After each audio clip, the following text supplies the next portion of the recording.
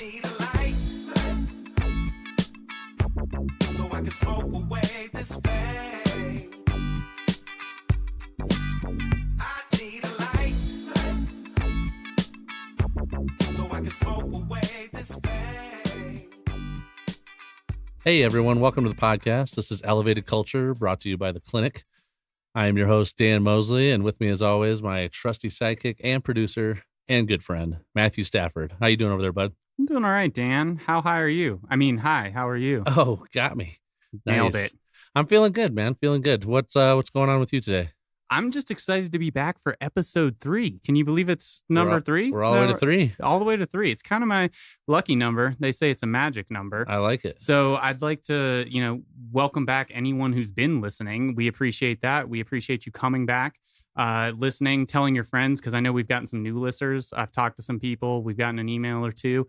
All right. And so I just want to say to all the new listeners, if it was the last episode, this episode, welcome. And what we're doing on Elevated Culture with the Clinic is kind of just, talking about our senses in general, and kind of moving through week to week and progressing and talking about how we're kind of, the clinic is now sort of branding this new sort of elevate your senses. Right. And May, the month of May that we're in currently. Yeah. That is, we're focusing on the sense of touch. So we are, The sense of we're going to touch. show you how there's a few ways that we can reach out and touch, the community. Yeah. Basically with our impact here in the industry and as a business and as caregivers, as we, those are our roots. So we'll give you a little bit of insight on what we're doing with that stuff. We also just had the MS Walk last Saturday. That was another way to reach out and touch the community, and hopefully that had a great impact as it has over the last 9 years now. Yeah.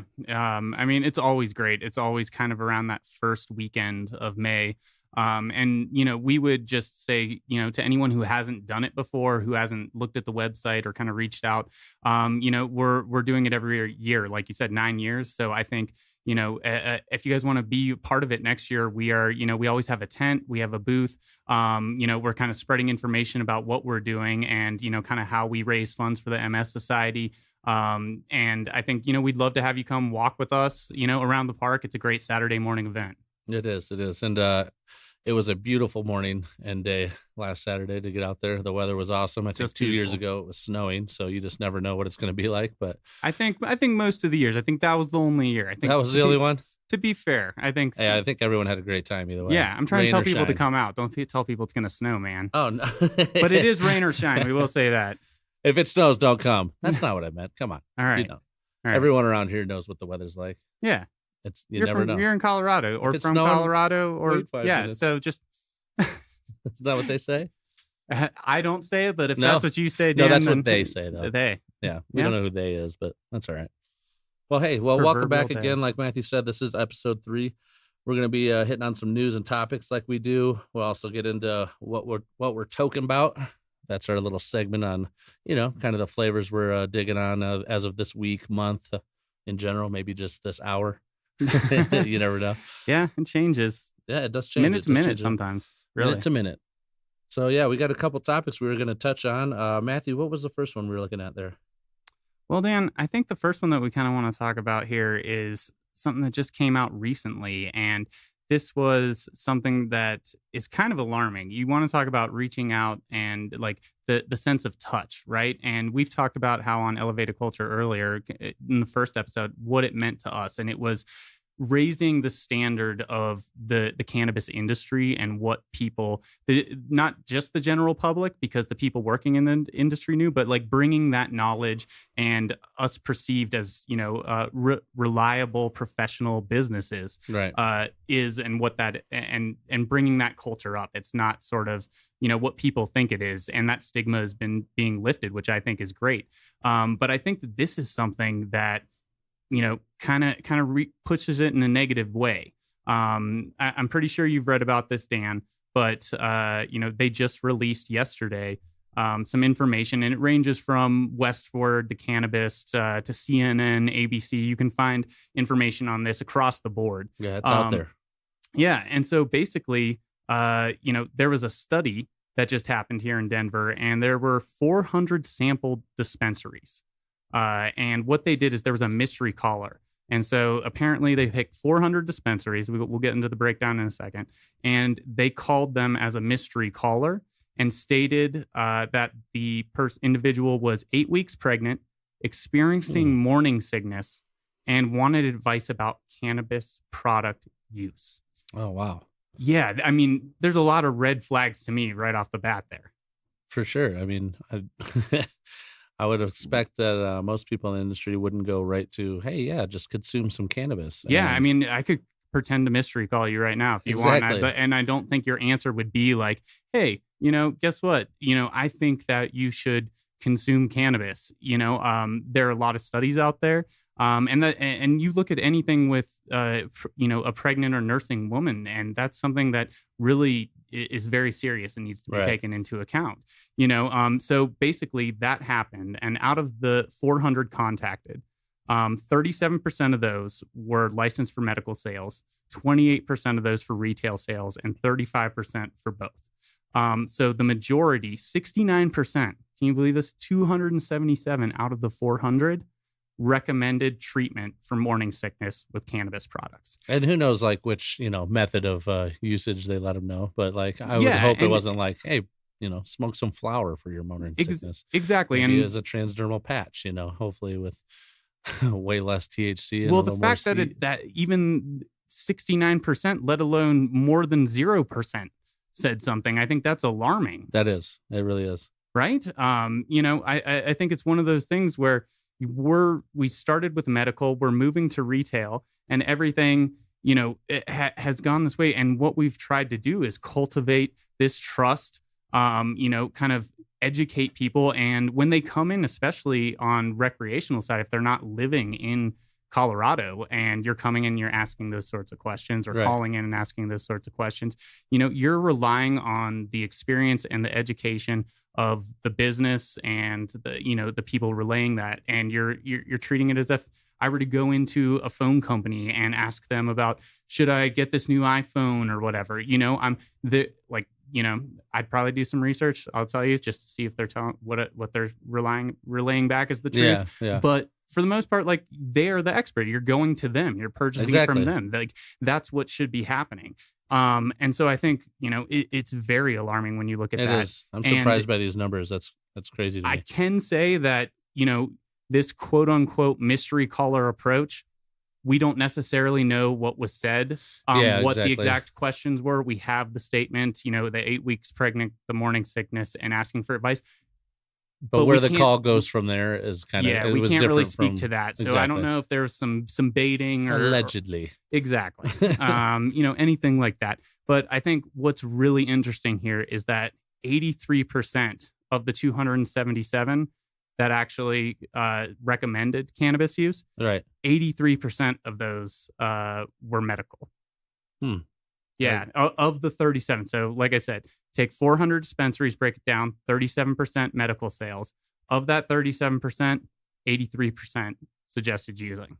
So 28% was retail sales. Of that 28%, 60% actually recommended it. And I think this is probably just comes back to, like, I don't know, that's probably a situation that not a lot of dispensaries or bud tenders, managers, anybody in the retail has ever really encountered. I mean, I'm sure it's come up before, but to, like, nail down 400 dispensaries and really, just do the secret caller and bring up that situation.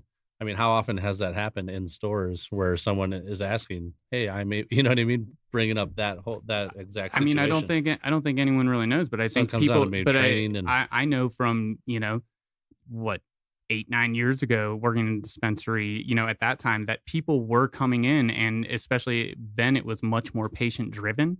And so those people were coming in and actually, the connection you had with your bud tender and they were coming to you because they respected your opinion and those things, and they would share things with you, like, the things they had gone through, things that happened, and what they're trying to treat. And although, you're there to recommend based on the specific dosing methods, the type of product, all of those sorts of things, you always have to be very careful. And I think it's very alarming when you can actually go to Colorado.gov's website and you can see PDFs and stuff talking about, breastfeeding, nursing, and pregnant women, and actually having them, and that they shouldn't be using cannabis, Well, and kind of just to go off what you just said about, 8-9 years ago, the medical patient bud tender relationship has definitely changed throughout the years. I know myself in like 2011 and 12 bud tending for medical patients, it was a lot different than it is now. I mean, you used to be able to, you'd have almost what you'd say your locals that come in on a monthly basis, weekly, sometimes even daily basis, and you would actually get to interact with them, for quite a while until the bell of the door dinged again. Like there wasn't lines then. There was a lot more time to interact with the patient and get to know them almost on a personal level. So you would basically be able to just make friends with some of these people and really know what's going on in their life. And now it's not like that as much. It's not as, personal. So, yeah. And I think you then get into, the other parts of the medical field and the doctors, being recommended and, dispensaries recommending doctors. There was a big push when, like I said, 8-9 years ago, you were having that sort of thing. But yeah. And I think, bottom line, people calling with those kinds of questions, we just got to say, we are not doctors, Yeah.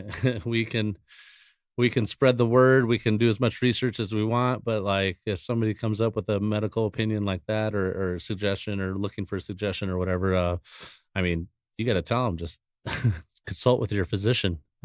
Yeah, we are bud tenders. We're here to help, and we have so much knowledge, but only so much knowledge, and we wouldn't want to steer you in the wrong way. Yeah, exactly. And we cannot recommend or say that you should do this. Yeah, exactly. Yeah. Well, so that, being as it is alarming, I think I hope, and I think there is some groups that are already kind of getting on top of this and like making this an open forum and discussion. Well, I hope somebody's on top of it. Across the board. If we're the only ones, then I'm even more alarmed. Dan. Yeah, we're the only ones that are. We got to do something about it, and we're going to start today on elevated culture. Yeah, I mean, I'd like to think we started 2 episodes ago, but I think we can continue that march today. And I think it's really about people listening to podcasts like this, having the conversations like we're talking about, reaching out exactly, and touching, everyone's not even just it's education, it's concepts, it's cannabis knowledge, it's all of these different things. And I think it starts with training. It starts with people being in the industry who want to know more, who are very interested in cannabis and its effects, and also understanding the way that the industry is going. We keep coming back to that elevated culture type of way of talking, and it's only continuing to get more elevated. And with that, there is the responsibility on all of us to do that. So I would say, have the conversations with people, talk to your friends, talk to your colleagues, do research online. It's something that it's so new, but not so new in a way, but it's so new in this environment, in this professional way, and it's something that can help so many people medically, but also just relaxing. And I think being informed, but also realizing, again, as we said, we are not doctors. Yes, and I think another important thing to think about is also that it's not always a bad thing to say, you know what, I'm not sure. Or I'm not able to answer that question. Exactly. We're not all scientists, doctors, but so it's okay to be like, you know what, I'm not sure about that. Please consult the proper, please consult your physician. Exactly. So, I'm not medically cleared. We don't have answers in for many everything. Ways to answer that question. We don't have answers for everything, people. But we try our hardest. We try our hardest. What else we got going on in episode 3, Matthew? What's going on? On the trace, man, we got quite a few things going on, but I think, this happened a couple of weeks ago, really, but I think it's very poignant that we talk about because... Are you talking about the Cannabist? I am, man. You beat me to the punch there. Oh, man. I was going to do this whole build up. It was going to be, I spoiled very dramatic. It was going to be like the opening teasers and everything for it. Yeah, it was going to be like a movie trailer, but, geez. just what do you want to Spoiler talk alert. about, Dan? Yeah. No. What do you want to go talk ahead. about? Go ahead. You're the one that had it already. I'd love to hear you talk about it, Dan. Love to. I bet you would, Matthew. I bet Yeah. you would. Well, Here, let I me think pull it up. Oh, pull it up. Have you read the article? I might not have done my homework, Matthew. I know No. I know you read it. Well, let me just refresh your memory there, just Cool. in case it's a little foggy. We'll get to what you're talking about later. But so the That'll cannabis, explain it too. That'll explain it. as all of us know, or should have known, here in Colorado, was the Denver Post's marijuana site, and kind of sort of journalism, editorial review, opinion. The weed column, dude. Talk about news and topics. They were the original news and topics in this Right? industry, and they were in print form. Print. They were also online and everything. And I think that what the cannabis has done for the industry was very good, and it was the first kind of First of its step own, in yeah. it stepped in journalism that way. But what's happened 2 weeks ago is basically the cannabis, I don't want to say shut down, Yeah, but I it want to didn't, say, but- unfortunately, But we lost a good guy. we lost a lot of good people, Yeah, really, that's because true. the entire Not staff is just the done. one. It's being like a replaced by domino what they're effect. saying, bots. So there's articles on Westward, Forbes. I mean, you can look it up. Like I said, I know we're a week or two behind talking about this, but it's still something that I think is really No, relevant, it's and still very much an issue. And it's it's sad to say. I heard you say bots, and it's just everyone that's been on social media, has any kind of presence in that, understands bots now, which is just I don't know. I think it's crazy, if you ask me, that there are Did you followers, there's numbers, everything's just kind of, now you don't even know what to know is real and what's fake out there. Did you get some bots when you were looking up that article a second ago? I or did what's up? actually. I was checking my numbers on Twitter. Yeah, and, were you? How are yeah. they looking? Yeah, not bad, All right. but they're bots, so But exactly, it which doesn't is count. which is the big thing that we're getting at, is that the Cannabist is now no longer manned or womaned by any individual. Yeah, It's now so going to weird. be based on kind of hashtags and all this metadata based on whether it's marijuana, cannabis, medical, recreational, and that's the way the news is going to come into this. Just gathers stats and spits them out.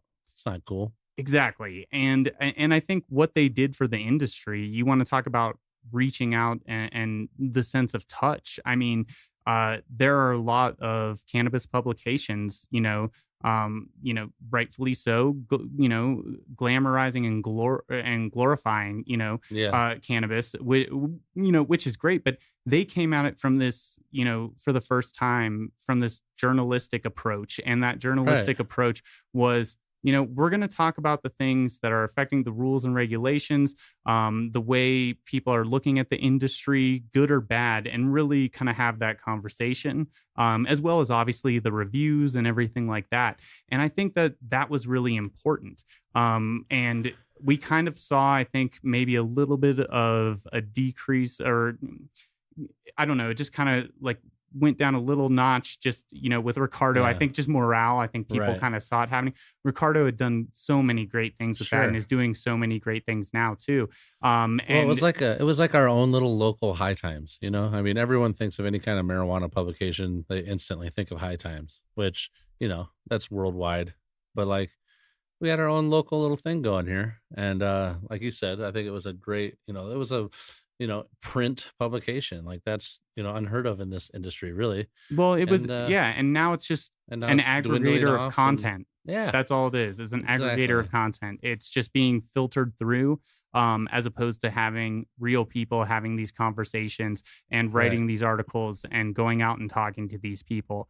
it's And too bad, but robots are taking over.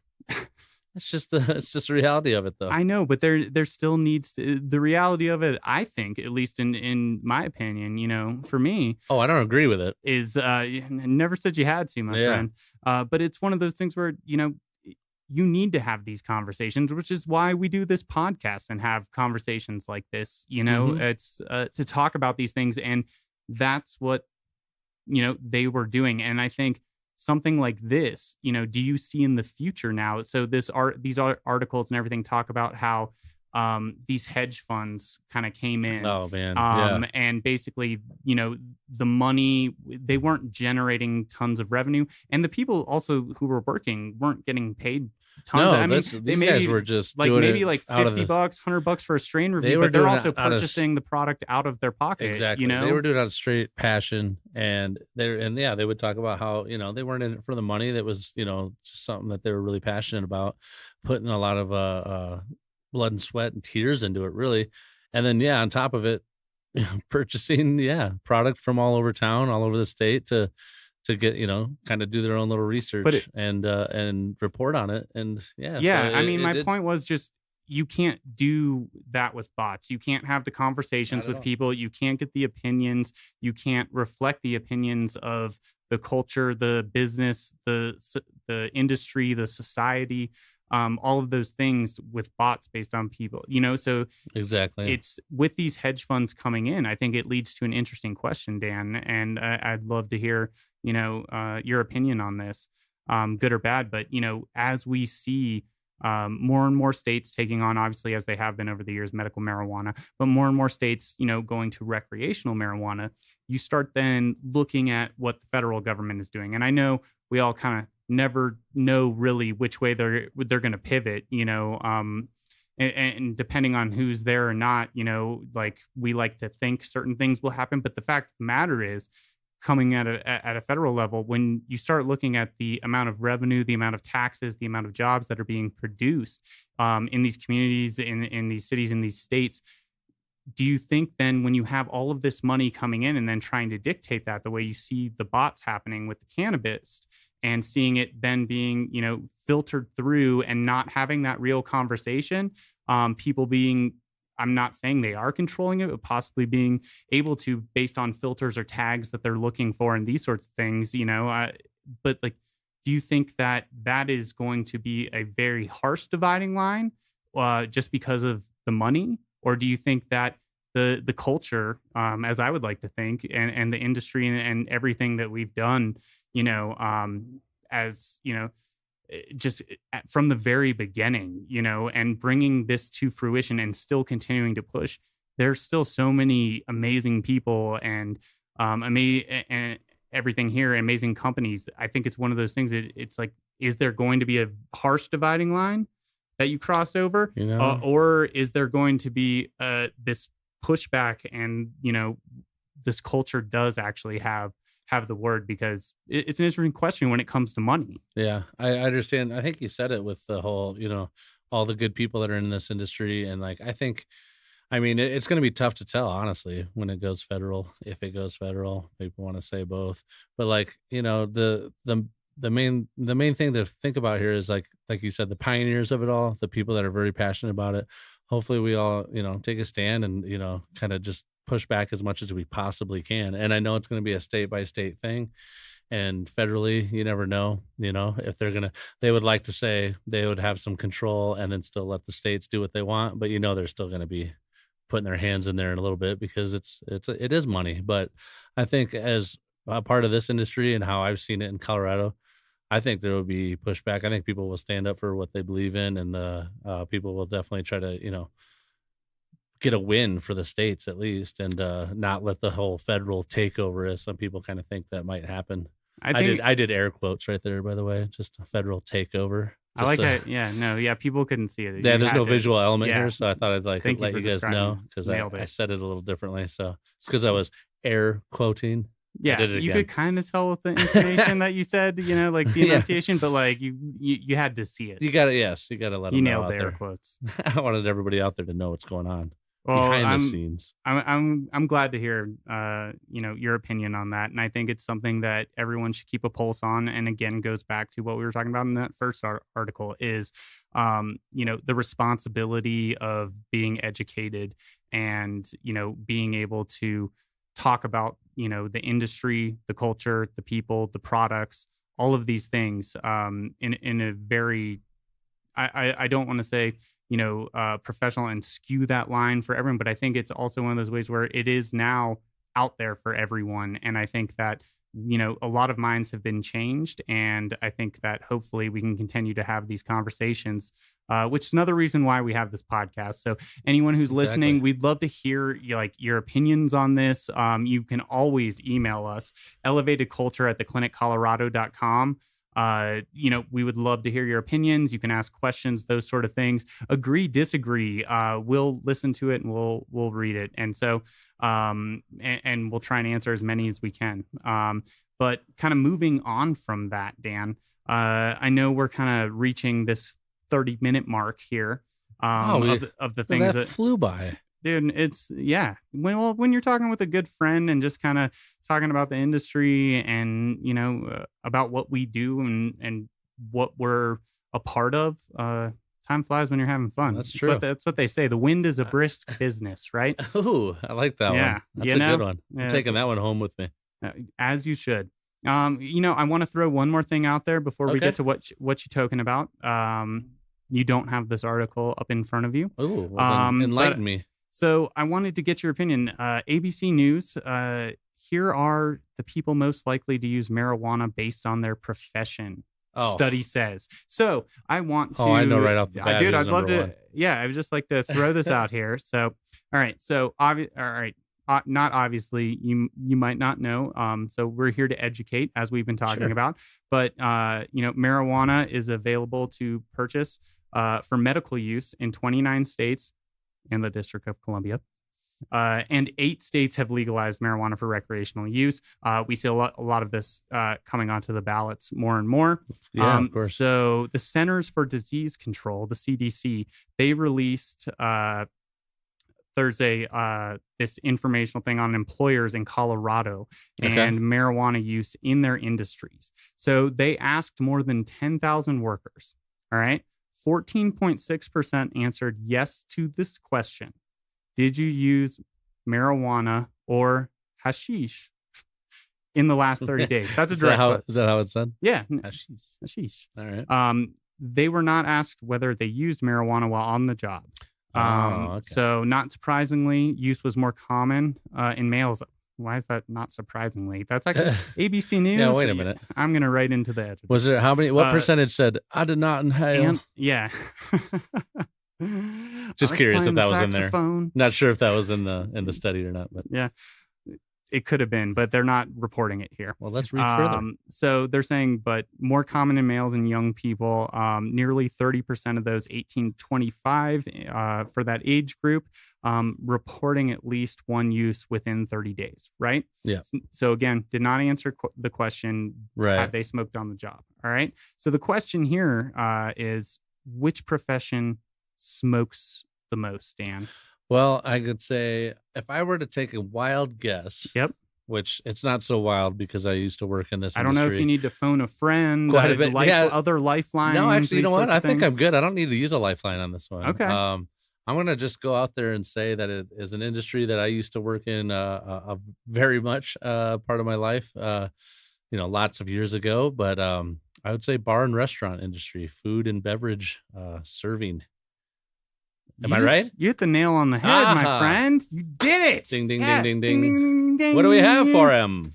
Yes, we have another scheduled podcast next week. All right. I'll be there. But no, yeah. As long as there's dabs. So in the accommodation and food industries, food services industries, 30% of the workers reported smoking pot at least once in the past month. Those in the specific job category, as you just nailed down, man, food preparation and serving had the highest use at 32% of the workers. Yeah. And just so you know, folks, I really didn't have that article pulled up. I'm sure it's not that big of a surprise to a lot of people out there, especially anyone that's been in the bar or restaurant industry. But I've been, like I said, I've been in it a bunch, and yeah, it was just kind of obvious to me. Well, it's not a bad thing. That's why I wanted to ask you the question. I actually knew you didn't have the article up in front of you. Yeah, you pulled up that wasn't on the list. Following up in second place, arts, design, entertainment, sports, and media. That's a pretty big. That's a lot of things to kind of group together. That's a big drop off. Like I would not be able to get second. Like I wouldn't. You know what I mean? Like first place was pretty easy to So I guess I mean, you guess, could have said but arts, any yeah, of those an words, and artist. you would have nailed Yeah. it. You know, When you said sports journalism or whatever it was at the end there, what was it? sports and media. Sports and media. Yeah, I just wouldn't think like was it Media is a pretty general Michelle term. I feel. Tafoya on the sideline of an NFL game is token in between injuries? Well, if she is, I would have wanted to know what she's talking about Right. at the time. What do we got down there on the sideline? Well, he's got a torn ACL, and I've got a fat doobie of OG Kush. Back to you, Marv. Well, and then coming up behind on third place, we Sorry about have marijuana use was reported by 19 to 21% of workers in production, which is life, physical, and social science. So then you're going down to sales and related, and then installation, maintenance, and repair. So what they found out is everyone smokes marijuana Yes. or uses cannabis in one way or another. Yep. And guess I what? like Guess it. what? We're still functioning. Surprise, People. We're in a functioning surprise. society, and Yeah. and haven't again, burned this thing down we're yet. trying to do our best to put a footprint, here in the world and make it a better place. I like it. Through elevating your senses, through reaching out to the communities, having conversations, and also hanging around with your friends and doing a Exactly. segment that I like to call and you Oh. like to call "What You Tokin About." Oh, I like it. Yeah. We just nailed that one in unison. Yeah, we did. Well, We didn't even Matthew, practice why don't that. you start us off? What you token on these days? What you token about? I've had this strawberry banana live resin sugar. If we're talking concentrates and from the We're just lab, talking- and whatever man, you token. I'm telling you, like I love the strawberry banana genetic. But the live resin sugar, just being able to have like a little bit of that crumble with the terpenes in it too. It's got a little bit of everything. Yeah, and the sugar is nice because I like the way that I can dab it. I Mm-hmm. can do a lot at once. I can do a little at once. It's a little more to break off. I don't feel as bad like if I'm breaking apart like a giant diamond because I don't need the whole diamond. Right. I feel really bad when I do that for Yeah. some reason. You're like, I don't want to hurt this beautiful right? thing. I don't want to. Yeah. I want to enjoy you in like as I should in your complete entirety. And swirl it But I don't know around. if I can handle that. Yeah, but I don't know if I can. Well, no, I can handle it. Yeah, you can handle that. Yeah. I'm Maybe- not the maybe not ghost. me. I'm not the ghost OG like That's you. good. But The yeah, no. ghost. So that's what I'm talking about when it comes to concentrates. This past couple of days. When Yeah. it comes to flour, I'm gonna say I've kind of been going between two old favorites. Yeah. all right. Yeah, I'd like to hear about it. Super Lemon Haze Oh. and Trainwreck, and kind of leaning more. And actually, I'm going to say it on the record right now. Super Lemon Haze has kind of been my favorite this past week for flour. If that's what I'm I consuming, miss that stuff. it's one of my favorites and always has been one of Yeah. my favorites. That used to And be one of my favorites when I first started bud tending at the clinic back in the old 2011. oh, That was one of my favorite strains by far. yeah, It's like that. It's got that lemon to it, but it's not like lemon pine sol or like people Well, get you like still- it's yeah, too 'cause you strong, still like have- a cleaner you kind get of that type smell. haze. You get that The little bit of haze is what mellows it Yeah. out, or exactly makes it a lot more smooth smelling, tasting, the buzz, everything. I like it. It's, I might have to just take some of that. It's from right you there after in the this. middle for me, man. It's right there in the middle for me, and that's where I like to be. Hope for the best, plan for the worst, end up somewhere in the middle. Well, you know what I've been token on. I don't. You know but what I I'm. wanna You know what know. I'm token about. What you talking about? Talking about, and I didn't think, at first I was kind of, I didn't know. It was called Scroopy Noopers. And I don't know, Groupie for all you Noopers. listeners out there, if you know that reference, apparently it's a Rick and Morty reference. I do enjoy that show. I just didn't get that right off the bat. How dare you? Exactly. That's what someone said, basically. And some people can be put off by names. I honestly wasn't going to let it, bother me or get in the way of me enjoying it. But I was it just kinda- recommended or was it something that you? Well, that- let me tell you where Yeah, it that came you from. liked the way it looked. We actually Smelled. did that. We grew it in the grow off. We produced the flower as a part of the grow off competition last year. Yep. As you may well remember. 2017. Yeah, 2017.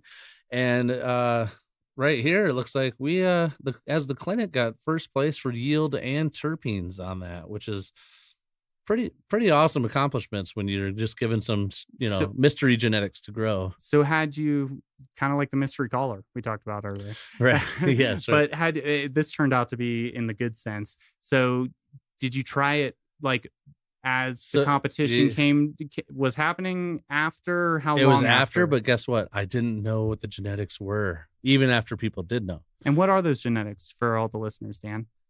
Well, for all the listeners out there, the genetics are Girl Scout cookies and Stardog guava, which I was so excited. Both of those. I know. And Stardog guava is the 2012 Cannabis Cup winner for flower, right here for the clinic. And as soon as I found out that Stardog was in it, which I found out while smoking it, because I could just tell, Stardog's just one of my favorites. That it's, some people say it's a hybrid, some people say it's a sativa. It's right there in the middle, I believe, but I feel like it's the most functional sativa. Like, if you don't like super sativas, really, for you'll you, love it's functional. Sativa. Because I talked about actually, I'd love hearing that, because I love the sativa aspect for it, and I know I don't remember because I don't listen back to these even when I mix them, because I hate the sound of my own voice. Oh, geez. Well, I love the sound of your voice. Oh, thanks, Dan. I love the sound of yours, my friend. But I had mentioned Stardog Guava is literally one of my favorites, if not my favorite. And I feel like the sativa effect that I get for me is one of those things where I always describe it like someone like injected a helium, like little, like they're injecting helium through my ear. Okay. So it's like I'm awake and high, but like my brain is just like out of it a little bit. Okay. Like I get funny. It's one of those things. It's not like Trainwreck or like Cinderella 99 or something where I can still focus. I can still do things. It's not like that mellow, type of sativa. Like you said, like that kind of hybrid area. But I love those sativa benefits of it. Yeah. For me, with the Stardog, like I'm not a huge sativa fan anymore. It's just the way I am. Kind of go in spurts, I guess. But I definitely dig indicas, like as of the last few years now. But Stardog is one of those I can still go to, and it just gives me that real like kind of heavy behind the eyes feeling. Gets me stoned, but also it doesn't put me out, and it doesn't also give me a heart attack or give me anxiety. But the Scroopy Noopers, I just love the Chem Dog in it. So the Chem Dog 4. It all comes down to the Chem Dog. That is like one of those staples of the Chem Dog 4 in that from the early 90s. The 91 Chem Dog, all that stuff. Oh, so great. But Chem Dog 4. But if you didn't know, like I said, the Scroopy Noopers was part of that grow off we did last year. And I mean, congrats to the team for getting first place in yield and in terpenes. That's huge. I mean, given a lot of people can grow some fantastic genetics out there, but just given mystery genetics and not knowing what it's going to like, what it won't like hats off to the team, man. They did awesome. The team. Hats off to anyone in that competition. I think it's great to have those types of competitions because it's all blind. Exactly. And you're kind of doing it, and then you're doing it with the methods of those cultivators. Yep. And I think that's something that's kind of special. It's like everyone is in on what they're doing, so everyone's in the same boat. Yeah, everyone's part of the competition. Yep. Like we want to be a part of this. All start from scratch. Yeah, and as much as it is a friendly competition, it's also it's always a competition, and we which know how growers I think is one of the things that love it. In anything you do, growing, extraction, anything, you should always push to be the best. Push to if you find the best, then push to be beyond that. Right. And never think that nobody is on your heels, and there's not somebody that doesn't know anything, that the one thing that you don't. Exactly. I think these guys just put their head down and dug in, and just really they did their best, and which they do with all of our genetics, obviously. And it's not just for the competition, it's for all of our stuff. But honestly, it kind of just really shows who does have the green thumb. Like, I mean, that you really have to have that true green thumb to know, to just day to day, you're seeing the plant each phase, and seeing what it's like liking, what it's not liking, and be able to adapt to that and let the plant grow and thrive, and yield the best, get the best terpenes like we did. So there's so much anyway, hats off to the grow team. Any of the cultivators, any of the growers, hats off to you all. I know it involves so much, and I know it's also very personal when you come to not only just the plants in general. I think that's one of those things that you come to, for sure. The respect for it, how you're treating it. Again, like the soil, it's that symbiotic relationship, really. So, But Dan, other than that, is there anything else you've been toking on, or should we just wrap this No, up? just one more point on the Scroopy Noopers I wanted to point out was that I had a few friends over the last couple weeks, and that's kind of what I've been talking about. And yeah, man, I shared a little bit with some of the friends, and honestly, I've never gotten like reviews like I did. I wasn't like looking That's for awesome them to hear. at all, but like, yeah, they they ended up hitting me up and just being like, dude, that stuff was off the chart. I was like, yeah, it's it's really good. I had told them a little bit about the background of the grow off, and maybe it didn't set in with them as much like at the moment. Yeah. But when they went home and they that's Hopefully what they they were checked it talking out about that night, and yeah. they got They're back to still me. talking about it. They are still talking about it. Yeah, they got back to me and were just like, "Holy crap, man, that stuff was fire!" And I'm just like, "Yeah, man, like check it out, and just let them know where to find some more info on it and whatnot." I'm glad you had a lot of people behind you to back up what you were talking Oh, about. great. I only had myself and my personal opinion. I But, love sharing with everybody. yeah, as you should, and and that was kind of what we were talking about, or token about, really, is what I should say. Indeed. Which was the sense of touch, reaching out and interacting, talk to people, exchange ideas, information, education, those sorts of things. Never stop learning, never stop growing, Exactly. never stop, all those things. Never stop, never stopping. There you really, go. Dan, I like it. think is really And where we're at. and those guys that we were just talking about, they kind of giggled about the old Scroopy Noopers, and guess what? They're gonna be hitting me up next week, hoping there's still some left. So yeah. Well, you would tell them to go to the store. yes, because I'm out. And you don't sell it. Yes. No. just sharing with friends. Sharing is Karen. Sharon is Karen, my friend. And those are not two women I know named Sharon and Karen. Those are actually the things that I'm talking about, which is actually in the recreational markets that we are allowed to live in. And we are luckily enough allowed to live in one of those states and operate in one of those states. It's one of those things where you can actually sit back with your friends, enjoy recreational adult use, and again, also just do it responsibly. There Yes, are folks. rules and regulations, compliance, not defiance. We've talked about it before. We've said it once, we'll say it again. Yeah, we are not doctors. We believe in compliance, and we believe in you listening to this podcast and sharing with your friends, because that's what we do. That's what we do. And please enjoy cannabis responsibly, folks. Yes. And Dan, can I actually do this right now? I'm just going to throw this in. I know we're at the tail end here, but I just wanted to let people know ways they could get in touch with us, reach out to us, as opposed to us just reaching out to them if they wanted to. Oh yeah, get the plugs in. Yeah, the plugs. Really, I'm the plug, and we're the plug. Really, I like it. So you can always reach out to us via email at elevatedculture@thecliniccolorado.com. You can also go to our websites, thecliniccolorado.com, thelabcolorado.com, and thebankgenetics.com. Also, make sure that you follow us on Facebook or Instagram, or both, actually. Really, I mean, the more the merrier. All of them. Yeah, the more the merrier is really what we're saying. So it's going to be The Clinic on Facebook, The Clinic Colorado on Instagram. It's going to be The Lab Colorado on Instagram and Facebook, and The Bank Genetics on Facebook and Instagram. That's great, Matthew. Thanks for plugging those. Everyone, give us a follow, give us a listen. Like we said, this is episode 3. So everyone that's heard 1 and 2, welcome back. And if you're new, welcome. We appreciate you guys following. You can find us on iTunes and podbean.com. Yeah. And also just know that we'll be coming out with episode 4 sometime here soon. And we're going to have another special guest. Teaser. Yeah. Again, I can't tell you about it, Dan. I know, that's great. I know all the information. Well, it looks like we'll just have to join in. And just like you folks, I don't even know who it is. So join in next time with us on episode 4 of Elevated Culture, presented by The Clinic. Again, my name is Dan Mosley. I'm your host. And with me is Matthew Stafford. He's the one that makes it all happen. I appreciate you, Dan. Appreciate you, buddy. Thank you. Everybody take care.